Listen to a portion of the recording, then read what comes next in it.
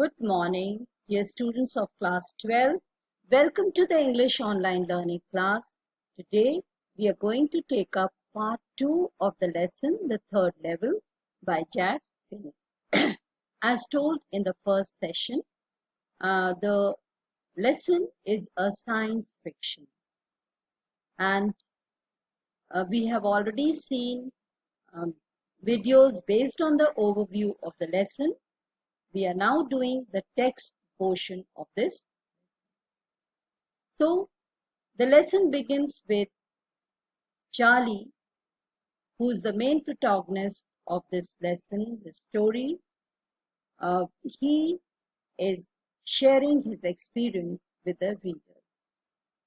And it begins with this statement that the presidents of the New York Central and New York, New Haven, Hartford railroads, they maintain very strongly that there are only two levels at the station.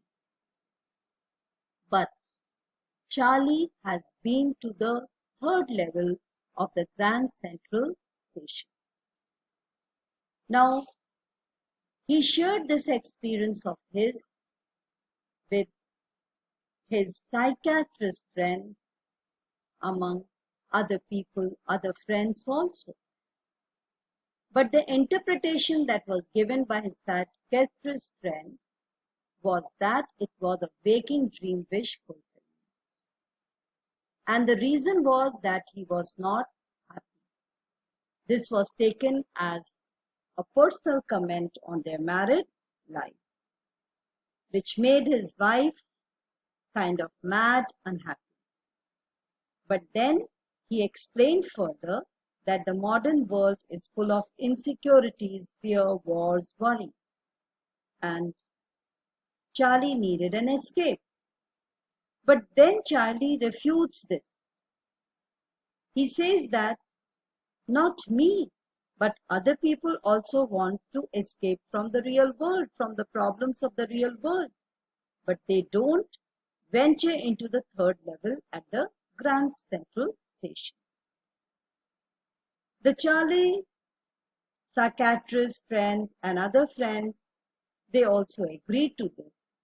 But then they claimed that Charlie's habit of stamp collection was a kind of temporary refuge from reality, which he again refutes by saying that his grandfather also had this hobby.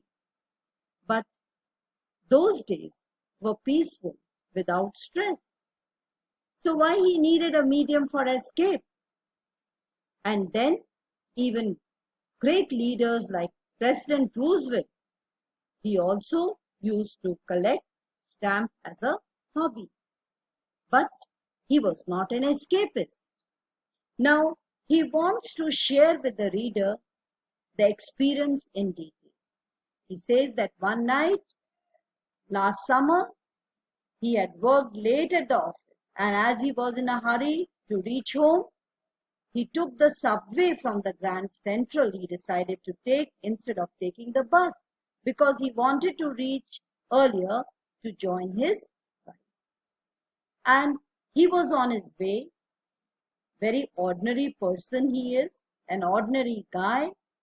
And he's 31 years old, Charlie.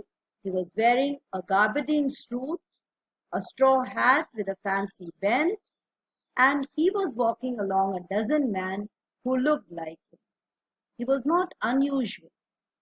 And he was also not trying to escape from anything. He was trying to be with his wife as soon as possible. I turned into Grand Central from Vanderbilt Avenue and went down the steps to the first level, where you take the trains like the 20th century. So he took that route and he reached the first level where usually trains are taken. But then he went to the second level. He took another flight of stairs from where suburban trains they leave. But then he ducked into an arched doorway, heading for the subway. And there he got lost. That's easy to do. I've been in and out of the Grand Centrals hundreds of times, but I'm always bumping into new doorways and stairs and corridors. So this is not the first experience. Earlier also, I've got confused, I got lost on the way, and this has happened earlier also with me. Once I got into a tunnel about a mile long and came out in the lobby of a Roosevelt hotel. So once he got lost, and then he found himself into the lobby of the Roosevelt hotel.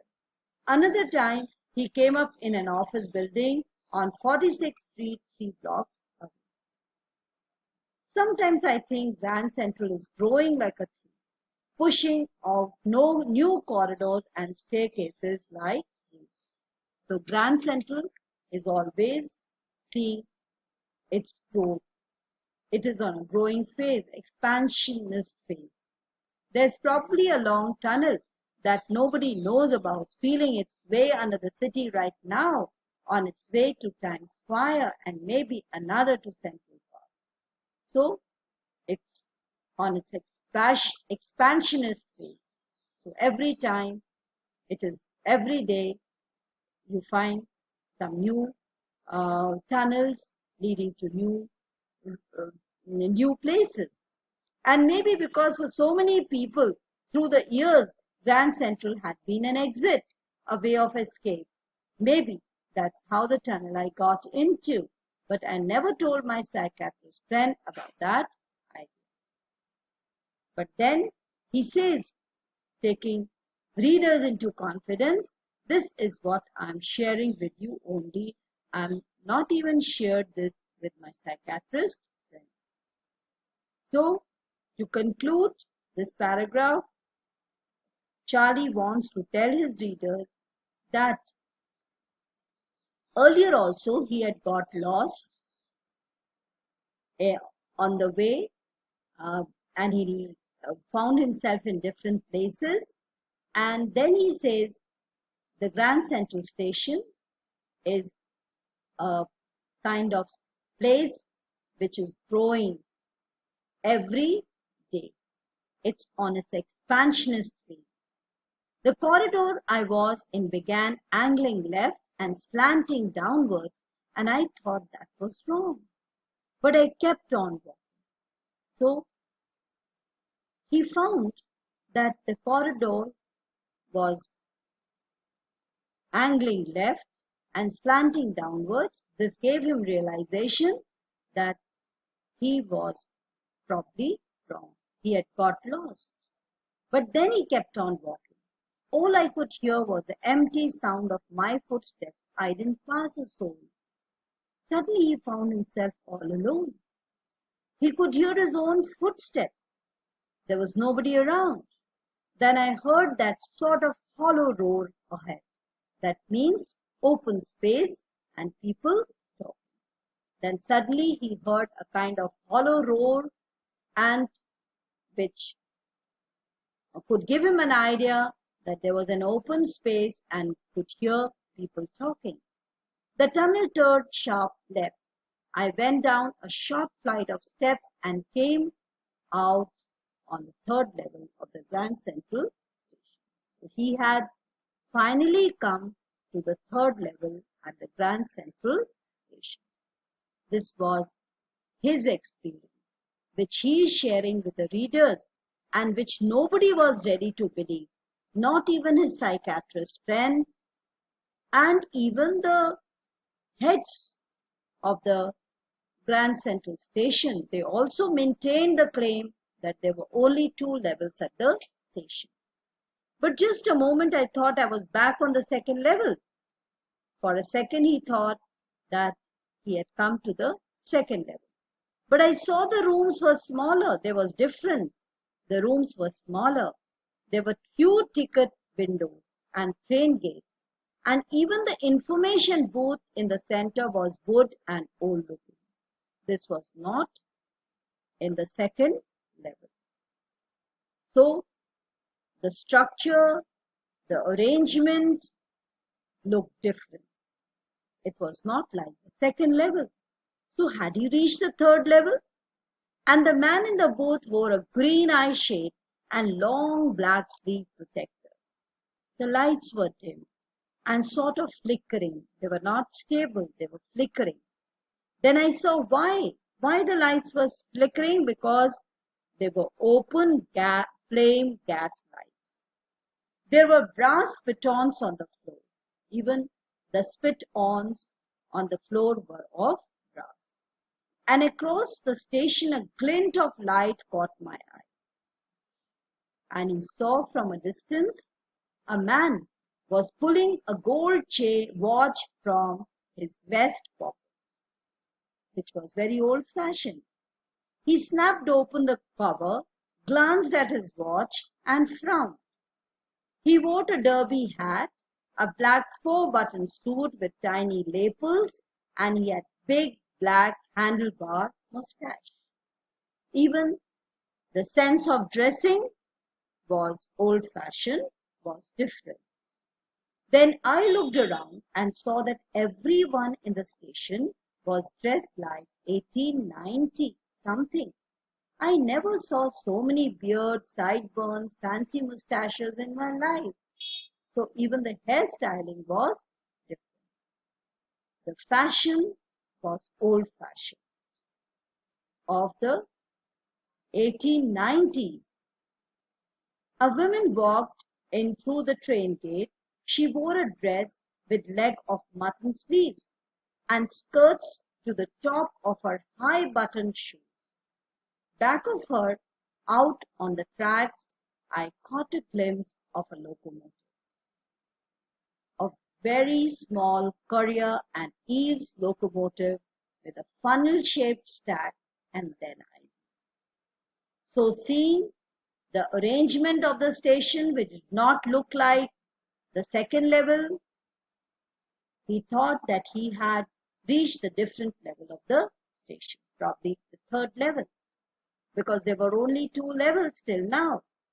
So had he come to the third level? And then he saw the people who were dressed in an old-fashioned manner. Their hairstyling were old-fashioned of the 1890s. And then he saw a locomotive. He had a glimpse of the locomotive, which was a small Courier and Eaves locomotive. It had a funnel-shaped stack, which was no more to be found now. And then I knew. To make sure, I walked over to the newsboy and glanced at the stack of the paper at his feet. The newsboy was selling papers. It was the World, and the World hasn't been published for years. So the newspaper that was being sold, the World, had stopped publishing for years. And now he could see it. The lead story said something about President Cleveland. I found that front page since in the public library files, and it was printed June 11, 1894.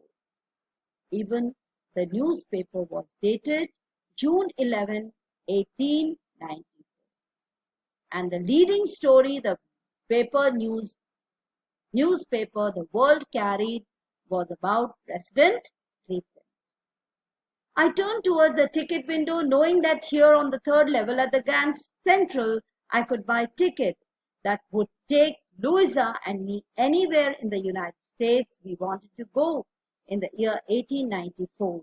And I wanted 2 tickets to Galesburg, Illinois. He wasted no time in deciding that he should take 2 tickets, one for himself and one for his wife, so that they could go back to the United States of the year 1894, to Galesburg, Illinois, where he always wanted to go. And with this intention, he proceeded towards the ticket window. We are going to stop here and we'll continue the remaining in the next class. Thank you till now and have a nice day. Take care.